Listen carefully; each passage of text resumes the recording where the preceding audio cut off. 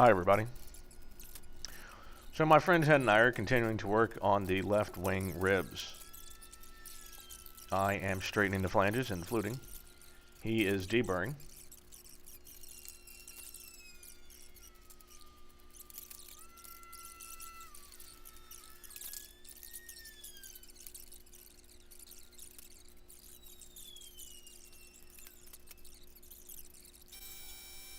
While he is continuing to deburr, I was doing something. I was taking care of some kind of club business. The club's been good. I'm having a nightmare of doing some paperwork for one of my planes. Let me tell you about the data plates on a plane's certified plane's engine. Everyone knows that there's that little plate on the outside of the plane that on the fuselage it says, you know, this was made by, say, Cessna. It's a model, blah, blah, blah. Serial number, XYZ. Date, etc. Everyone knows about that one. What you might not know about is the data plate that sits on the engine of your plane.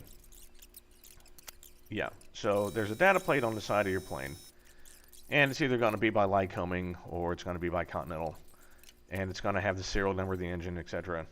And it needs to be on your engine. And I mean needs to be.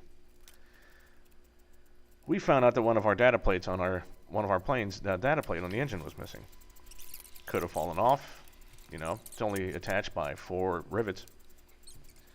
But getting a new one for the plane, not so much fun. Because it's lost, I have to get engine logs. I have to get photocopies of engine logs, the first one and the last one, to prove that the serial number on the engine is the same. I have to send that along with a very nicely worded letter to the FAA requesting a new plane to the local FSDO. The FSDO man's going to look over the letter and look at the photocopies of the logbooks. Plus, I also have a picture from the shop that did our engine, our last engine rebuild, that shows the data plates on the engine. So we have proof that at one point the plates were there. All of that goes to the FAA. He approves that. That all comes back to me, along with a letter from the FAA on FAA letterhead that says, we approve the request for a new data plate for this engine and this serial number. All of that, along with a new letter that I write, gets to go to Lycoming. Fast forward 2 weeks later, 2 weeks, oh, plus a check for $125. Data plate comes back to me.